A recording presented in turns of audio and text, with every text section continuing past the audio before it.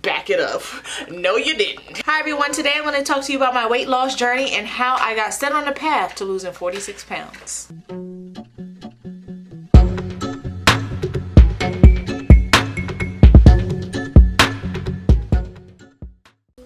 Alright guys, so first things first, Maxwell is in the background playing with toys, so you might hear a little something, but he promises me he won't get too loud. So let's try to get into it. So if you already been following me on Instagram, you know that I've been on this path for about a year and a half with my weight loss. So it all started in November of 2017 after I had Maxwell. And fast forward about 5 or 6 months after that, I wasn't really feeling like myself, postpartum depression, and for that entire year following, I just was not doing well. And I remember sitting in the parking lot of a grocery store one day, and I put my head down on the steering wheel. I was supposed to be going into the store that morning, but I couldn't even muster up the strength to get out the car. I just put my head down on the steering wheel and I said, I can't do this. Called my husband and I said, I think I need to go talk to somebody. And he was like, you know what, I think you should too, because I'm really worried about you. Because up until that point, you all, I had really been struggling with my anxiety, like having uncontrollable crying, panic attacks. I couldn't breathe. I even went to the hospital because I thought I was having a heart attack. Like, that's how bad my chest pain had gotten. And they kept me overnight, did an EKG. I had to go to my general practitioner to get checked out after that. And it just all came down to me having anxiety. So even when it came down to the anxiety, it was a cycle of going between an anxiety attack and then deeper into depression. And if you have never experienced depression, it is physically painful. And I knew that I didn't want to stay like that. The anxiety attacks were, you know, it could be something so simple like, let's say we had plans to do something and it might be something even mildly important. And let's say that something does not go right as part of the plan that's going to affect the outcome. Those types of things would send me through the roof. And for me, that was not my normal emotional or behavioral responses to anything. So I knew that something was wrong, something was going on. And so after my OB recommended a counselor to me, or a couple of counselors, I did my research and then I chose one, and then I started seeing one that following week. And so I was able to recognize there were some areas in my life where I always had anxiety, but I found ways to deal with that. I also want to just put a pin in that real quick before moving forward. I think it's important to discuss mental health issues in the Black community, because as a community, we do not discuss these things enough. And I think a lot of people can be helped by bringing attention to it. And so, especially when you go to the doctor and you tell them your concerns and you're blown off, I really think it's important to you make sure that you advocate for yourself, or you have somebody advocate on your behalf. There have been studies that have shown that Black people do not get the same medical assistance or attention that they need, and their issues are not taken seriously when they address them or bring them to their doctor or their medical professional or of whatever field.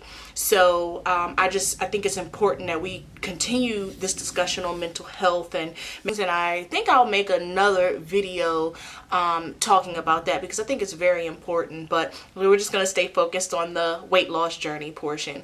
So after I started seeing my counselor, a few weeks after that, I went and I started exercising. And knowing that now I have the tendency to be anxious and the tendency to be depressed, I know how to manage that with exercise. And so anyway, after I started to feel a lot better, a couple of months go by. This is probably September of 2018. We decide we're going to sell the house. The house sold quicker than we thought it was going to. It sold in 23 days. We had to move quickly because here it was, the house sold in October and she wanted to be in by November. And our new house hadn't even begun construction yet. We were under contract, but there was nothing, no movement on the actual site. We had to move with my mom for 7 months while we waited for the construction of our house to be complete. And this is through the winter time. So a 3 or 4 month project ended up being a 7 month project. And it was the most nightmarish 7 months of our life. It was the other elements that she lives with who made it difficult for us to live there. And it was to the point where we wouldn't even go there with the kids except for to go to sleep at night and to shower. And the rest of the time we spent out at the park. We spent eating out at restaurants. So that was the Dunkin' Donuts, the restaurants, the fast food, everything. And then even when I was there, I would try to, you know, keep the kids all happy and occupied. We would bake cookies and brownies and stuff together. So guess who was eating all the cookies and brownies with the kids? Me. Because my husband was on travel. So it just made it easy to just eat. Okay. And this is the winter time. So I was even trying to work out at my mom's clubhouse, but then again, other elements hid the key fob to the clubhouse, which they don't even use. So, you know, and I can't be mad at people for doing what they want to do with their stuff, but it was just out of maliciousness that it was done. And so in the middle of the winter, you can't really do anything. And it's my fault for eating all the brownies and cookies, but there was really no way to exercise when I have 3 kids all the time. So at the end of it all, I was 230 pounds come January 2019. And it was so shocking because to see myself in a picture, I didn't even believe that that was me. The emotional eating had taken its toll. It was clear. Once the weather started breaking, like around March or so, I was like, any day that it's nice enough to go outside, I am going to exercise. And so that's what I did. I started running, and I back it up. No, you didn't. I started walking in the neighborhood, and then once walking became too slow for me, and this was about 2 to 3 weeks in, I would challenge myself, like, okay, run from here to like 3 light poles down, you know, just trying to challenge myself and push myself. And so anytime the weather was good enough to go outside, that's what I decided to do. I was like, I'll just go outside and I'll walk. And when I feel good enough to jog or run, I'll do that. I walked my way from 230 to 223. Okay. So I got to 223 between March and May. I did this slow and steady because I didn't even have my nutrition and stuff dialed in yet. When the end of May came, we moved into our new home and I started exercising at home.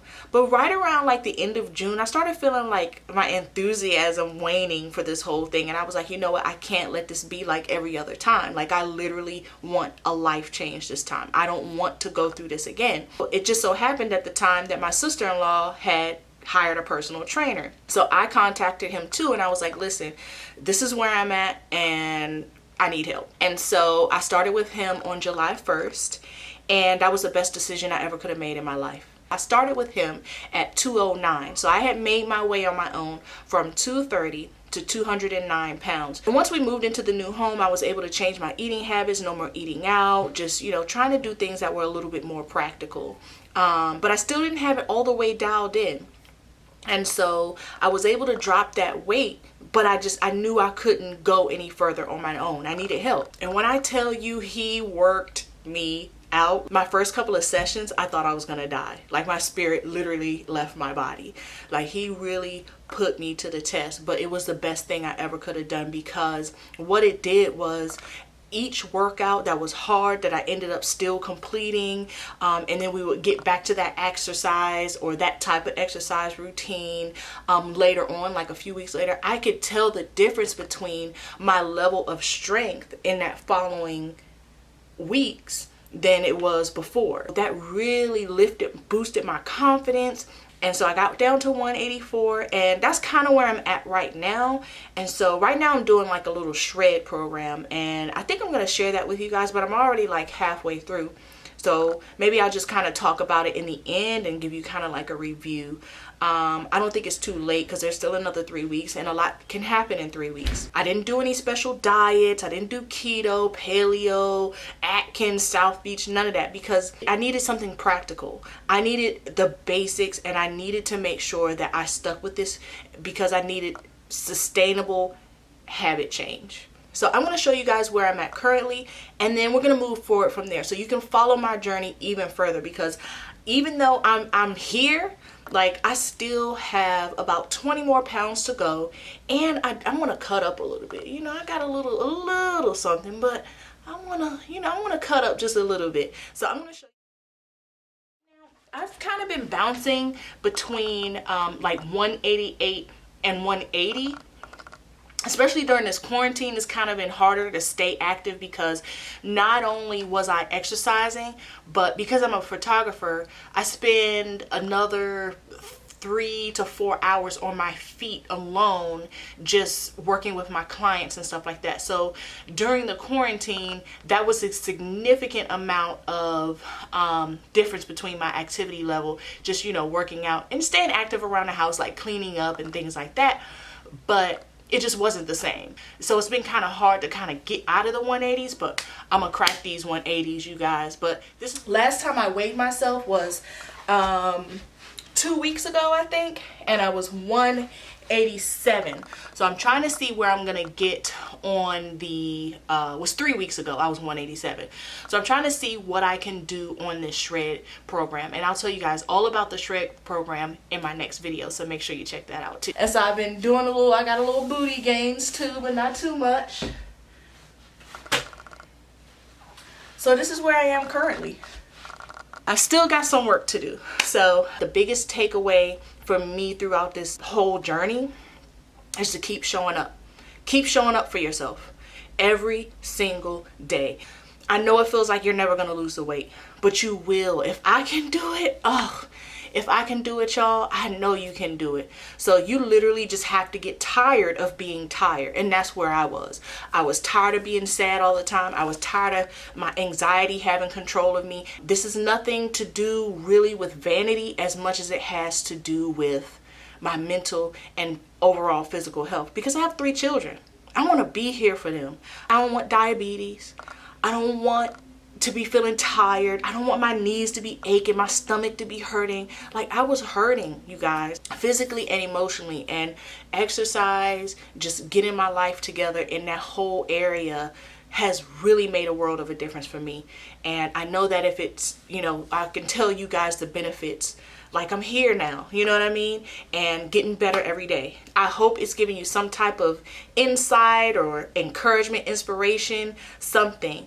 And if you have any questions at all, something you're not clear about, please feel free to leave it in the comment section. And if you're new and you've made it to this point, please like and subscribe, hit that notification button. It's free for you, but means the world to me. So I hope you guys enjoyed this video, and I'll talk to you soon. Bye. All right, so this video on the right is me as of June 26, 2020.